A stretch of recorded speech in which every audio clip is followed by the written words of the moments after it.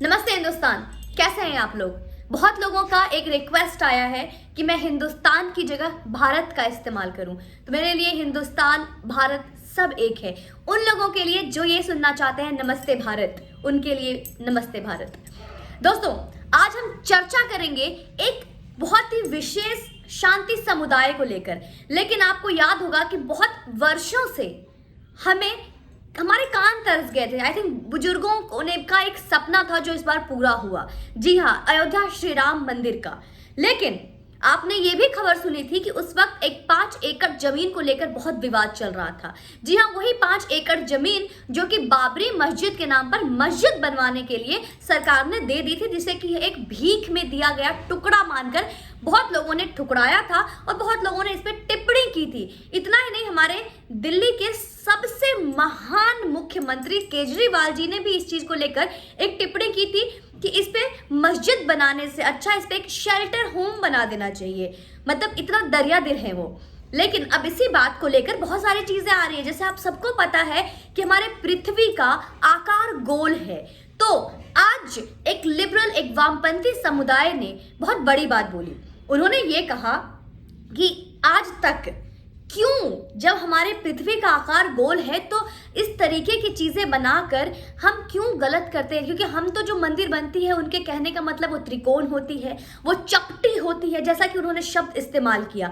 तो अब उस 5 एकड़ जमीन पे इस बात को रखा जा रहा है कि गोल, बिल्कुल गोल एक मस्जिद बनाया जाएगा। और इसके अलावा इतना ही नहीं, वहां पर अस्पताल बनाने की भी बात हो रही है। लेकिन उसी पे वामपंथियों और लिबरल्स लोगों ने एक बहुत ज्यादा दुख हो रहा है उनको, क्योंकि उनको ये बुरा लग रहा है कि इस 5 एकड़ जमीन पे अगर मस्जिद भी बन जाए, वो भी गोल आकार का, जो हमारे पृथ्वी का आकार है, तो ये वामपंथी लोग जो ढपली बजाते हैं, जो ढोलक बजाते हैं, जो शाहीन बाग में जाकर बिरयानी खाते हैं, उनके लिए भी तो एक जगह होनी चाहिए ना। तो इस बात को लेकर बहुत ज्यादा वाद विवाद चल रहा है, बहुत ज्यादा दुख जताया जा रहा है। इतना ही नहीं, अब जब इतनी भी बातें हो रही हैं कि जब वहां पे इस तरीके की चीजें, जब वहां पे खुदाई होगी, तो ये बात भी, इस बात की भी आशंका जताई जा रही है कि वहां पे कहीं बाबर की आत्मा बिरयानी खाते हुए ना दिख जाए। इस बात पे भी बहुत ज्यादा चर्चा किया जा रहा है दोस्तों। लेकिन अभी सबसे ज्यादा जो एक, मैं कहूंगी, दुखद खबर यह है कि आज इस घटना को लेकर, इस बात को लेकर जो लिबरल्स और वामपंथी समाज है, जो शांति समुदाय से कहीं बहुत ज्यादा नाराज नजर आ रही है कि क्यों इस 5 एकड़ जमीन को, और जिस जमीन पे सिर्फ और सिर्फ मस्जिद ही नहीं बन रहा, और उस मस्जिद की बात बहुत ज्यादा खास है। वहां पर एक साथ लगभग 2 से 4 हजार लोग एक साथ नमाज पढ़ सकते हैं और ये नमाज अदा कर सकते हैं।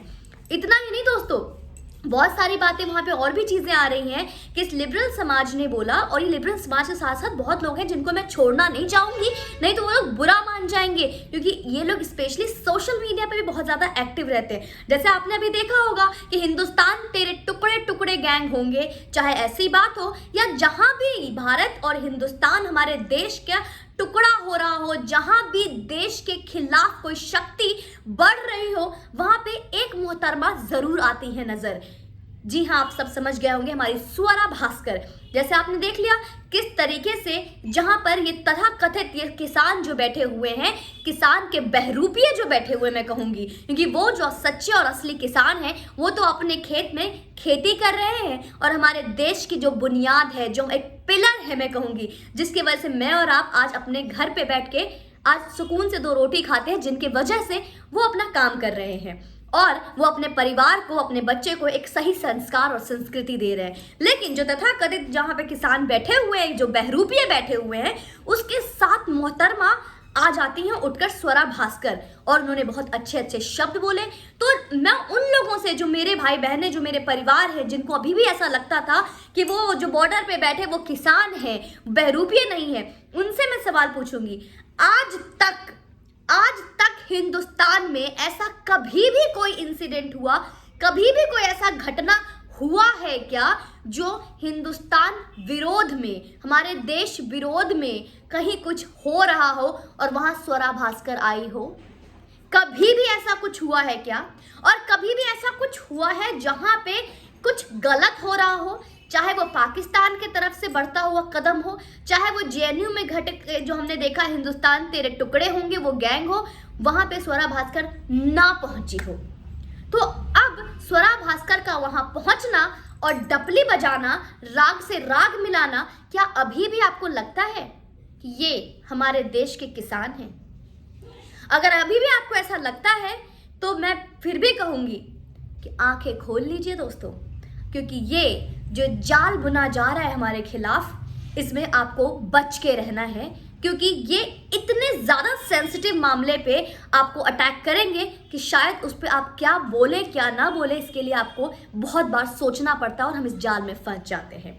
जैसे आपने देखा किस तरीके से, और इनका दिल कितना दरिया दिल है कि उन्होंने ये तक बोला है दोस्तों, मैं साथ बाद में इसके बारे में बात करूंगी, कि जब ये आपके 5 एकड़ जमीन की जो बात हुई है, इतने दरिया दिल है कि कहते हैं कि उस 5 एकड़ में सिर्फ जो यहाँ तो पूरा जमीन हड़प लिया गया है मंदिर बनाने के लिए। अयोध्या मंदिर तो छोड़ो, अब वहाँ पे गरीबों के लिए एक हॉस्पिटल बनना चाहिए, गरीबों के बच्चों के लिए एक विद्यालय बनना चाहिए, इसके अलावा शेल्टर होम होना चाहिए। तो हमारे केजरीवाल जी का स्टेटमेंट तो मैंने आपको बता ही दिया, वो पहले आकर बोले कि मैंने तो पहले ही बोला था, हाँ मैंने तो पहले ही बोला था कि ऐसा होना चाहिए था।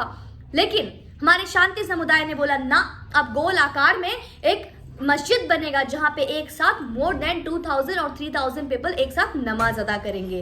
तो देखिए आगे क्या होता है, क्योंकि कुछ लोग अभी भी इससे खफा हैं, नाराज हैं, ये कहकर कि ये भीख है जो सरकार ने हमें बेवकूफ बनाने के लिए फेंकी है, ये एक कुत्ते को फेंकी हुई रोटी है जो हमें नागवारा है, हमें मंजूर नहीं है। ये अलग बात है कि वो ये भी कहते हैं कि अभी तक जितने भी समुदाय हैं वो किसी भी तरीके का चिपटी त्रिकोण तरीके से बना देते हैं, लेकिन हम तो गोल आकार में मस्जिद बनाएंगे।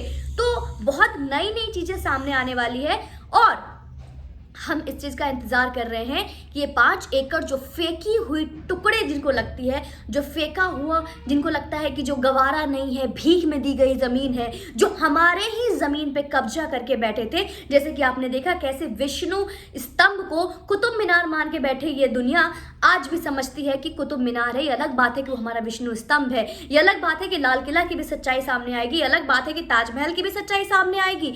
वो सारी चीज़ें मैं आप तक लेकर आऊंगी कि लाल किला की सच्चाई क्या है, ताजमहल की सच्चाई क्या है। ये हमारे ही ज़मीन लेकर, हमारी ही चीज़ों को हड़प कर इस तरीके से अपना अधिकार दिखाते हैं। और अधिकार से याद आया कि उस 5 टुकड़े जो 5 एकड़ जमीन है उस पर ये मानवाधिकार ऑफिस भी खोलना चाहते हैं। ये चाहते हैं कि मानवाधिकार एक कार्यालय स्टार्ट हो वहां पर, जहां पे ये सारे लोग बैठकर अपने अधिकारों के लिए ढपली बजाएं, जहां पर ये चीखे चिल्लाएं कि हमारे साथ गलत हो रहा है, जहां पर ये बोले हाय हाय मोदी मर जाए, हाय हाय पाकिस्तान जिंदाबाद, हाय हाय खालिस्तान जिंदाबाद, हिंदुस्तान तेरे टुकड़े होंगे।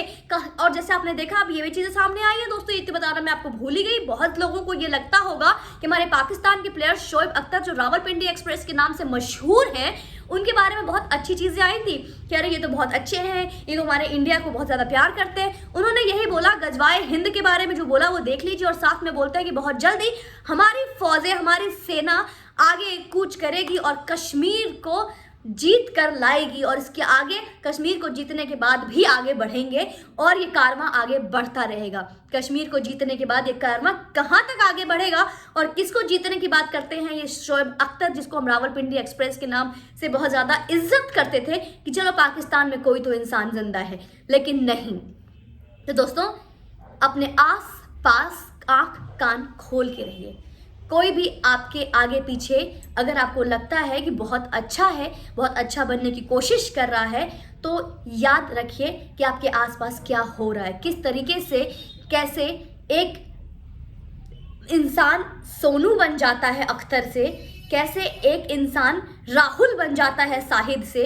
ये सच्चाई आपको तभी दिखती है जब आपकी बहन बेटियां ब्रीफकेस में टुकड़े टुकड़े में कटी हुई दिखती हैं। तो हर चीज़ के लिए इतना काफ़ी आप समझ सकते हैं कि मैं क्या कहना चाहती हूँ।